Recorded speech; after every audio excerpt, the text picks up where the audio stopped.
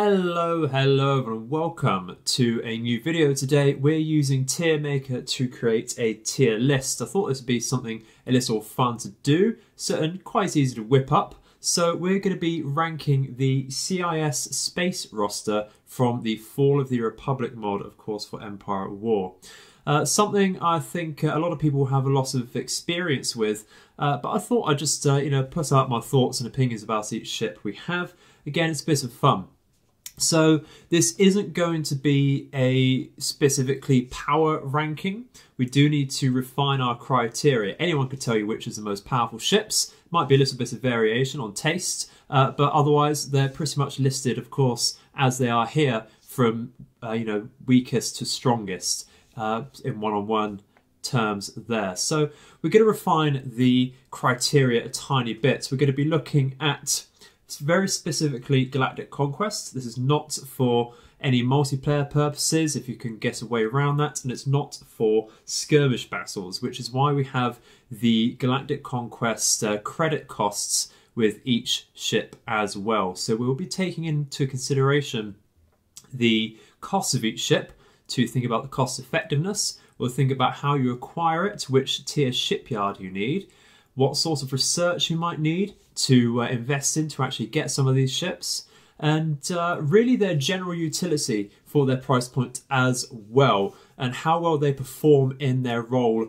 when compared to any Republic counterparts. Now, of course, I will want to underline this by saying this is completely subjective. This is down to my personal tastes and how I like to play with the mod. Your thoughts and opinions may, of course, vary, and if they do, please do let me know. This is a discussion at the end of the day, with me sort of leading it and taking the first step, rather than giving you true facts about how the game actually runs and how you should play it every time you log into the game. So let's get started by with the smallest of these ships, the Pursuer Enforcement ship, costing 175 credits. I do have Empire at War up in the background, so we're going to double check the pop cap for that.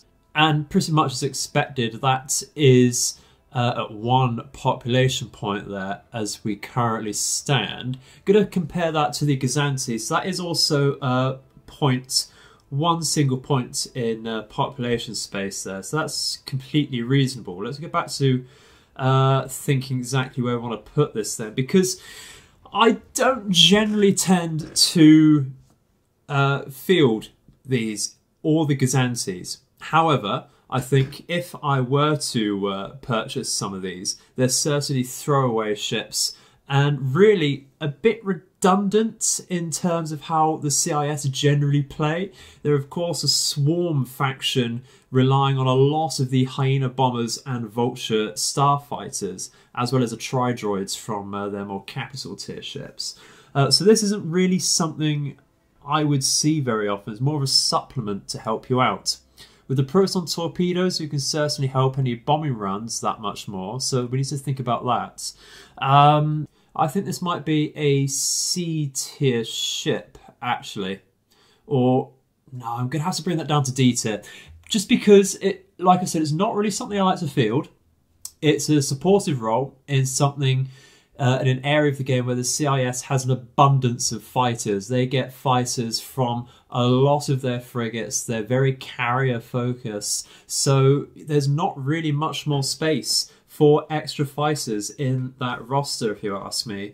Your bombers and some of your capital tier ships can really lend a hand to the role of this unit. And you're going to want to mess them, hence the very cheap cost of them and single pop point for them. But really, if you're going to mass them to anything decent for them to have a good impact, you're going to want loads and loads and loads of them, I think. So unfortunately, that's going to be D tier. I am, however, going to bump the Gazanti up to C tier because I think it is still probably worthwhile thinking about. So it's not a lot more expensive than the Pursuer, but it comes with some heavier firepower and some more HP. You do start generally with a few of these in some of your fleets, and they can really lend a hand, like I say, to just quickly removing any enemy frigates and acclimators in particular. I like to use these on. But of course, with the you need to think about the Republic's own compositions as well. They're very picket ship focused, so it's not likely you'll be able to get some good use out of either of these ships, in my experience, because there's going to be a lot of point defense around the intended targets for these ships. So while they are cheap, you're going to need to amass them quite heavily, and that might end up being a very quickly squandered investment with any sort of carelessness. And sometimes it is just very difficult to make your bombers work, which is how I see these rather than larger fighters. Because of those proton torpedoes, they're very much heavy-duty bombers. So that's a shame. Let's moving on to the light frigates now and corvettes. We have the Diamond class cruiser here. So that we're going to have to go back to double check the pop cap for this to really help me out here. So that is a very meager 2 pop cap, which is very interesting indeed. At 400 credits, you're not going to notice any heavy investment on that in your bank account, which is absolutely brilliant. So you can get quite a lot of these if you do wish to do so, and they're very, very directly anti-fighter and bomber style of ship there. And they do have, I believe, perhaps the best point defense in this mod. So they do fire that point defense out the most rapid out of anything in this class, which is something to really boost us up there. But generally, I don't think that in itself is something to really put too much weight to, because if you're going to go for point defense, you're going to have an abundance of it in one zone, aren't you? You're going to have more than 2 or 3 of these ships in one given area. So the greater rate of fire, while it might help, you're going to have a greater rate of fire just from amassing these ships. Generally, they're also very big targets. A very, very big target indeed for any acclimators or corvette destroying ships that the Republic might field against you. And even the heavier turbo lasers won't have a problem hitting these. And they don't have any real defensive capabilities to speak of, being only a small corvettes. They do have the emergency jump, emergency retreat ability, which can act independently of your main tactical retreat. And I don't think that's exactly hindered by interdiction mines. Correct me if I'm wrong, but I think I've managed to use that when interdiction mines are apparent. So that does go in its defense, but again, I think this suffers from the problem that you're not exactly relying on point defense as the CIS. It's very much a Republic tool to counter the CIS's reliance on a lot of fighters and bombers to really punch through their defences. So again, I think overall the utility of this is brought down once again by simply being overshadowed by the general strengths of the CIS roster. And that, unfortunately, is why I'm going to put it in C tier. It's not a good start for the CIS, not a good start, but I think we might be able to redeem it. We might just be able to redeem it very soon. The CIS does have very good core strengths, which we'll soon get to. The hard sell is next, and that's a very interesting one.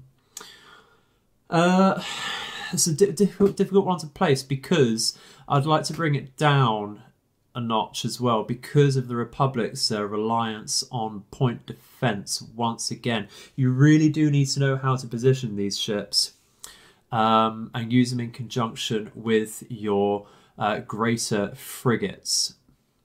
However, I think once again we're not going to linger too much on this because I want to lead this into the next Lupus ship, which I will be putting at B tier. Now, this does, I think, take on more pop cap than the hard sell. We'll double check that. So the hard sell comes in at 2 pop points, whereas the Lupus also comes in at 2 pop points. That's very interesting indeed. So the the hard sell rather can go for focused firepower, which of course does increase its or help its weapon cooldowns to fire out more missiles at a time. Being missile focused, you know, again, it really comes down to how much point defense the enemy's fielding. But for my money, it's the Lupus that comes in just that tiny bit better. And I want to reflect that by giving it a B tier. It does come in at only 50 more credits to invest into it, which is just nothing. compared to the extra laser cannons and extra missiles which come out of it. You don't get to boost its firepower with an ability, but it does come with the powers of shields as well. And if we look at the raw stats for that, the shields on the hard cell are 500, whereas on the lupus it's 700, and that can be noticeable. I think also the hard cell I've found is an easier target generally for the enemy to hit. So again, for my money, you don't want to keep having to replace your more minor frigates. While they're very cheap and they can be seen as disposable, those costs do add up, and it's a little bit annoying to have to keep doing that. So having said that, for me, that bumps the lupus up, and I want to reflect that by giving it a good average B tier. So very, very workable. So I think for the next use, we have the standard C carrier for the CIS, and really, with this being the bread and butter, I think people might just attack me if I don't put it in S tier. And it really is absolutely an S tier ship. A very low pop count unit. We'll just very quickly double check that once again. Yeah, coming in at 5 pop, that's very, very good value for money.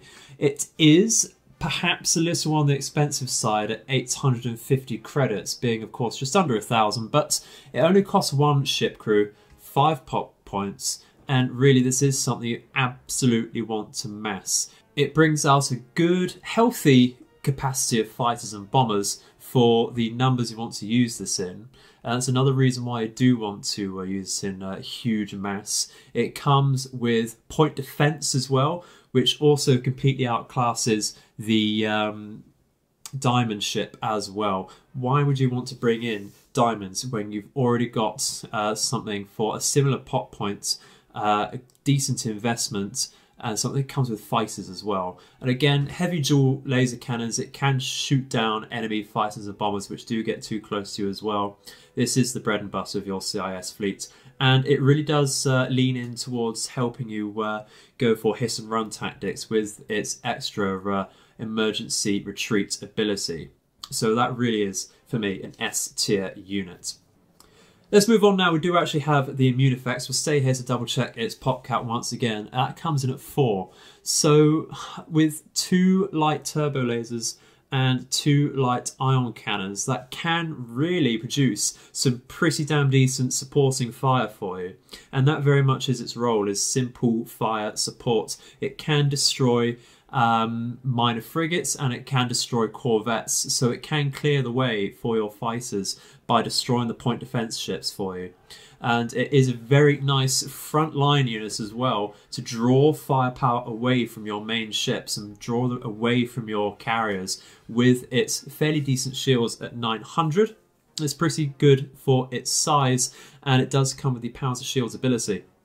So with that amount of praise, I'm going to have to put this in A tier. This is, for me, a staple. It's a very good unit to bring in at the start of a battle. It can be a great pathfinder. And we also have to remember that it comes with a payload of tri-droids as well. I can't remember if you exactly need the research, I don't believe you do need the research to bring in the fighters there. So it's also a very minor carrier as well, bringing in those starfighters to really bolster your numbers. It's an amazing investment for you. So I think it well deserves that A tier. If we move now to the Auxilia Pursuit Destroyer, this is your jack of all trades and almost, I would say, perhaps your version of the Acclamator. We will come on to that a little bit later, but I don't think it quite matches the Acclamator because it does fall short, of course, in that carrier role. It doesn't carry bombers, and we have to remember that this and the following 2 CIS ships do need to have an investment of credits into a research to actually bring the capability to bring in some minor fighter reinforcement. But that does mean that in the long run, you'll be having that bonus for the Auxilia. Now, unfortunately, I don't think the Auxilia is quite as good as 1 or 2 of the other CIS frigates here. While you will want to quite likely use it in the early game, it does get brought down again because it does carry 2 missile launchers on it, which is where the bulk of its damage will likely be coming from. So I think for me, that is a beta, you can certainly amass them and they'll do a lot of work for you. But again, with the CIS ships generally being less tanky than the Republic ships, and also this once again focusing on a more missile payload, this can really work for you, but it's dragged down a little bit by the just massive amounts of point defense once again the Republic can bring in, and it's overshadowed by the absolutely S-tier munificent frigates. Once again, this is not a lot more expensive than the Auxilia, but it does just have that magic about it. There really is something about the munificent that really works for you. It's got that ultra heavy ion cannon. It comes in as a fairly decent population cap, so you can amass these. A wolf pack of 4 or 5 of these at the rear of your formation will do the bulk of your damage if you like to focus on some sort of other ship. It can come in with a lot of your massive carrier, Lucrehawk carriers, or subjugator focus fleets, and this will sit at the back doing a lot of damage, like I say. And once again, like the Recusant and the Auxilia, you can purchase the research for this to unload some minor starfighters for you, and that is really useful.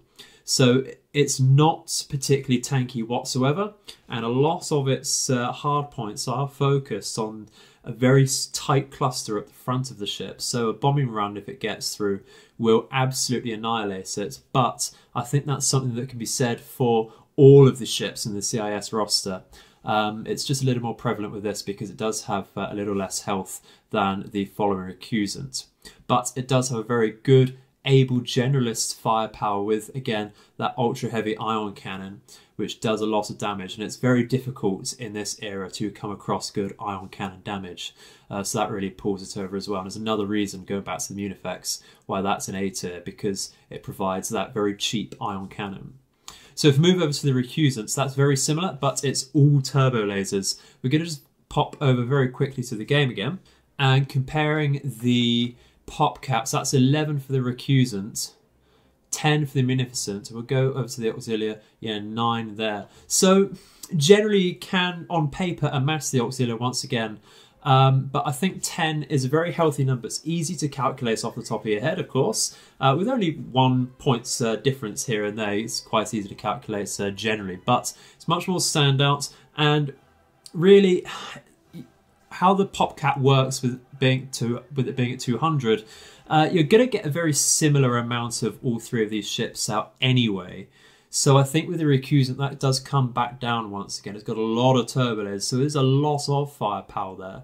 But it is largely lighter cannons there. You see 6 light laser cannons, 1 dual laser cannon, so 7 standard lasers in total, and then a few dual turbo lasers. So this is very much your frigate destroyer once again as well. And in a group, they can rip apart an unshielded capital ship, but that's really nothing that the Munificent can't do. At a slightly lower pop cap, this also does have some sort of defensive ability, which will lead astray those incoming bombs. It's a sensor jammer, I believe the title of it is, but essentially its function is to just completely nullify the accuracy of incoming bombs, which is very useful when you remember to activate it. And the Recusant, it must be said, does not come with any sort of ability at all. And I think that might push it down below. If we're going to be very critical, it might come below the Auxilia, which does come with that emergency jump, which does mean it couples very well with the standard carrier. So looking at that, we'll just double check over the hull to really make our mind up over this. It's not a lot greater than the Munificent, and if a bombing run comes after you, you're not going to notice that difference. So for me, actually, I think if we're going to be very critical, it's a unit I like to use, but it's a C tier for the Recusant. It just doesn't quite have that extra utility, and again, it's overshadowed by other ships that the CIS can bring. It's very one-dimensional. It can be a decent early game frontline ship, but you're going to be replacing them quite often. And it's that sort of price, you will notice that very quickly in the early game, which is when you tend to use them more often. So now we come to what I would actually say is the CIS counter or equivalent to the Republic's Acclamator, and that's the Captor class munitions carrier. This does come with a greater capacity of bombers and fighters over the standard carrier, and that's of course why you're going to bring it. But it does also come with some lasers and I think some missiles as well. I will double check that in a second, but it is able to defend itself if need be. However, it does suffer from the general trait of the CIS ships that it does not have the raw survivability in terms of hit points. If anything sneezes on this, it will go down. And that's hindered even further by actually not having the emergency jump ability, which I actually had the idea it did, but a very good capacity once again for fighters and bombers. 8 total bombers is absolutely brilliant. So you want to keep this at the back line anyway. If it's getting shot at, you're probably losing the battle anyway. It's an interesting one, coming at 13 pop. I can't remember off the top of my head what a acclimator is, but we're not comparing it to that in this particular tier list. It's just you're using this as something to fight a long battle, aren't you, with those deep capacities. However, you can't amass it so much as you can the standard carrier. You can get one, well, you get 2 of the standard carriers, 2.5 really, if you want to split hairs about it, for one of these captors. And that really brings it down, I think. It does come with 4 light turbo lasers and 2 concussion missiles. And really the concussion missiles will do more damage to an unshielded target, but they don't have the range at the sort of placements you want to put it in your fleet to really have any real bearing on the fights. It's very much a carrier. So with that being said, I think we're actually going to put the captor at C tier. It's a bit sad to say that because, you know, it fits in really with the theme of the CIS by bringing in being a lot of bombers, being very bomber and starfighter focus, but it just can't bring all of those to bear at once. It must be said that it brings in just better fighters and bombers than the standard carrier, but at the end of the day, you don't get anywhere near as much of them. That really brings it down. So let's get on to the capital tier ships. So these are going to get ranked a tiny bit harsher because for the next 3 ships, at least, you need a tier 3 shipyard, and they become a little more scarce throughout the galaxy. I'm going to start with the cheapest of them, the Bulwark 1. Now, this is immediately going to get dragged down a tiny bit because it's era locked and research locked. You have to wait until era 3, I believe it is, and there's quite an expensive research behind it. Off the top of my head, correct me if I'm wrong, but it's around, I want to say it's about 15,000 credits for that research alone. You do get Duolingo as a Bulwark hero, but we're not racing it in terms of heroes, unfortunately. For this ship in itself, it's a very expensive technology, and then you have to pay that 3.3 thousand on top of it. Now, this can be a good centerpiece, and it will be your frontline ship because it does have some very good durability, and it does come with a good array of both heavy turbo lasers and heavy ion cannons, and the amount of ion cannons there can actually boost that up quite a bit. And it's cheaper than your Providence carriers, which is also something to put it up a little. But I think it's also a very one-dimensional ship. It's there to tank and dish out a minor amount of damage. It's not a very damaging ship there. So I'm going to put that at B tier. It's average, perfectly serviceable, certainly use them in numbers, but they're fairly expensive. You will notice it when you're amassing those. You're going to want a good 3 or 4 or more in any one fleet at a time. So it can be very difficult. And once again, all of their hard points are clustered in one easy to hit area for a bombing run strike to just wipe it out and completely nullify it. And it does have 4, I believe, heavy turbo lasers. If you lose any of those, you're noticing the reduction in damage output. It does not quite stand up to the Republic Victory, I don't think. Moving on to the Omni, this is a very interesting one. It's the only fleet tenders the CIS get. So it is useful, and it's quite a wide area on that fleet tender range. So you can heal up most of, or half, if not all of your fleet if you tightly pack around this Omni. So that's very, very useful. And it does have that extra ability to heal your starfighters in that area as well, do like a burst heal on them. And it comes with interdiction mines. So having said that, it's actually pretty damn decent. It's a carrier as well, comes with a good selection of bombers and fighters.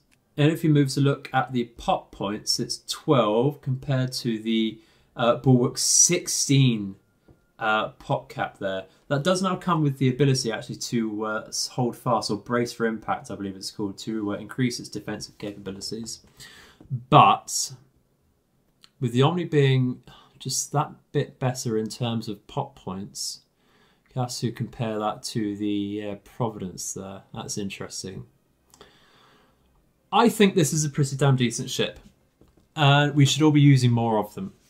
It comes with the only fleet tenders available, like I said, out of the standard buildable roster. So that's very, very interesting indeed. I think that's an A-tier ship. I think that does a lot for you. It's something we should be using a lot more. Doesn't have to be exactly the centerpiece, but just one in your fleet will make a good difference, and it can really help your capital ships against, defending against hypervelocity cannons as well. Now the Providence, that's a difficult one. Looking at that pop cap has brought it down perhaps. My knee-jerk reaction, my gut feeling, is to put this at S tier, because it is your centerpiece for most of the game. It brings out your most flavorful aspect of your roster. It brings out a lot of good fighters and bombers. I believe that the better fighters and bombers is Tri-Droids and Belbulabs, I believe it brings out. And it also has proton torpedoes, which is very difficult to come by, and they can put in a lot of work. If these are allowed to sit back and fire for an extended period of time, shields on capital ships will be ripped apart, and then the proton torpedoes also have very, very good damage against the hull of any capital ship as well. So these can be a very good capital ship killer. And providing those bombers is amazing, which is why my knee-jerk reaction is to put them in S tier. They're also, to be honest, for that price, that's a lot. You do get a lot with that. And what was it, 21 pop? You can field a good 4 or 5 of these before even thinking about bringing in anything else. So if you want to perhaps ignore bulwarks, or only bring in like 2 bulwarks and 4 of these, you still have a lot of room for a few munificents and some standard carriers. So I think these are S tier, absolutely S tier. Having thought about it a little more critically, they really are. This is your fleet right here in the CIS. These 3 ships is all you need in one composition. It does a lot of work for you. So having said that, and being so critical of the Bulwark 1, what are we going to do with the 2s? Well, it's difficult once again, because I think my knee-jerk reaction is to put them in A tier. They are quite the bump up from Providences and Bulwark 1s at 6,000 credit standard, and you do need to research them a second time. You need to do the first Bulwark 1 research, and then wait, I think they unlock at Era 4, and then you do the further research for these ships. It's very interesting. But I think they have the potential to work alongside the Providences. You get 1, maybe 2. Let's double check the pop cap. So at 30 pop cap, you're looking, of course, 60 pop cap for 2 of them. And then, three more Providences to get to just over 100 pop cap in a fleet. And you're looking at 200 per fleet. That really works together, you know. So it's A tier for the Bulwark 2. A very, very good ship, which does easily outclass the Republic's victories, which they're going to be using en masse by the time you get these. They, of course, can't take on the battle cruisers one-on-one. That's not what they're made for. But they do come with a lot more heavy ion cannons and a lot more heavy turbo lasers. They also come with their own fighters as well. Don't come with bombers, but more fighters the better. It's very, very good indeed. So it's just a very good all-round ship, which works very well with, of course, the Omni as well, because it's quite likely if you bring this in first, you think about your deployment, that's going to be taking hypervelocity cannon shots for you. So it's not likely going to be losing a lot of its hard points either. So you can heal that up with the Omni, and that works very well together, I think. Moving on to the final Dreadnought tier ships, though, you don't get a lot of access to these. They're all unlocked, I think, from the first era, actually. You might need the battleship as a later era, thinking about it. But they can be very, very hard-hitting and horrible centerpieces for your fleets, of course. So we're going to start with the carrier. At 16,000 credits, this is a very defensive ship, I think. Its role is not to stay in your fleets, which are going to be hitting hard targets. This is something that's going to be sitting on your own bastions above your own fortress worlds, providing a lot of fighters and bombers. Let's double check exactly what the capacity is, because I think it's definitely double digits. Yeah, it's a monstrous 32 fighters in reserve and 24 bombers in reserve. Is absolutely disgusting. But at 80 pop cap, do you want just a lot of long-lasting bombers? Quite likely, yes. As we've said, the CIS is clearly a carrier and bomber-focused faction. This is going to be your very early tier, Dreadnought ship. But I think we need to compare these two more directly to each other. The Lucrehawk battleship does cost 3,000 more and is more pop points at 92, and it doesn't provide a huge amount of bombers. It's got 10 fighters, which is serviceable, but the bombers is a bit of a problem, and you're not going to get a lot more ships behind this. You're probably just going to want to make a wolf pack of something like the standard carriers and munificence behind this, rather than go for a couple Providences. But it's a lot of hull points, isn't it? It's more tanky than the battle carrier, and you don't really need another direct damage ship in your fleet if you're going for the battleship. It's got a lot of heavy turbo lasers, a monstrous amount of medium turbo lasers. So long as you put this in the center of an enemy fleet, because of how the firing arcs work, it can take on a good standard Venator and Acclamator based fleet, and even one with quite a number of victories in as well. This is not something to battle Dreadnoughts of the Republic, and neither is the Lucrehawk carrier, unless it's at a bastion in itself. For me, for my money, the carrier goes at B tier and the battleship goes at A tier. That's simply because of how I prefer their roles. I much prefer the aggressive style of the battleship over the carrier.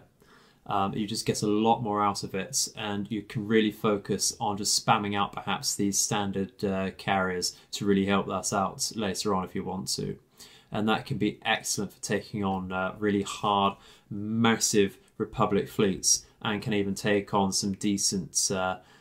you probably wouldn't want to take it on against fortress worlds, but you won't want to do that with the battle carrier either. You don't want to assault tier 4 shipyards with a lot of their golden 3s and such. So that's where those two stand for me. Your mileage will certainly vary depending on your own tastes, but that's where we stand here. So finally, the iconic subjugator. So the standard building subjugator does still come with those 2 massive super ion cannons, and that really is, of course, the standout feature of this ship. It does a lot for you, those 2 ion cannons. You need to remember that despite the 20,000 monstrous cost for this ship, what it does is it brings a monstrous amount of turbo lasers and those ship disabling ion cannons. If you rip apart an enemy's shields, the ion cannons do of course disable the targeted enemy ship, which is just absolutely massive. You're not going to be bringing in much else in your fleet though with this ship. There's just not enough pop space for it. We'll double check that.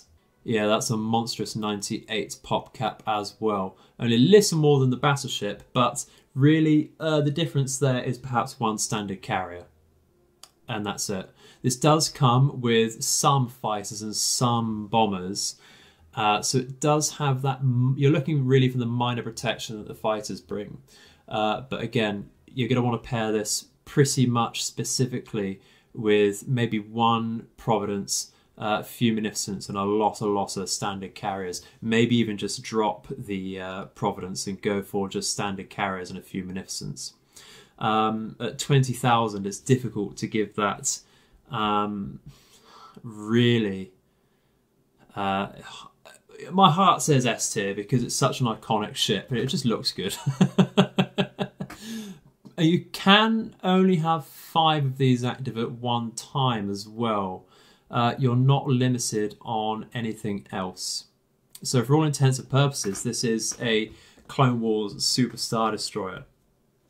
And I think for that reason, I like to put it at A tier. It does a lot for you. You don't need to worry about many things that the Republic sends at you when you have one of these in your fleets. It really does pay for itself. The only thing you really want to watch out for are Mandators. So I think this can take on Mandator 1s by itself. It will get battered, but you won't lose it. Mandator 2, certainly able to take this down, which is where your own bomber complement comes in. But I think that's all there is to say, guys. This was the standard buildable roster for the CIS, and it's clearly a very balanced fleet. Doesn't, you know, everything's fairly viable. Just because something's in C or D tier doesn't mean, for my money, you shouldn't get it at all. It's all perfectly serviceable. It's just that some of these C tier ships and the D tier ships, they just get overshadowed by things in B, A, and of course S tier. Simply for their price points, the differences in pop cap. You're just going to want to bring in some other ships, really, and especially with their functions. For my money, that's just how I like to use them. So, thank you very much for watching. Let me know what you thought in the comments section. Would you like to see this for every faction across the Empire War Extended mods? But would you like me to start, of course, by finishing the CIS ground roster? Maybe even looking at something else. Maybe we rank all the heroes at one point. We'll see about that. But once again, thank you very much for watching, and I hope you enjoyed the video. May all of your nights and days be auspicious. Goodbye.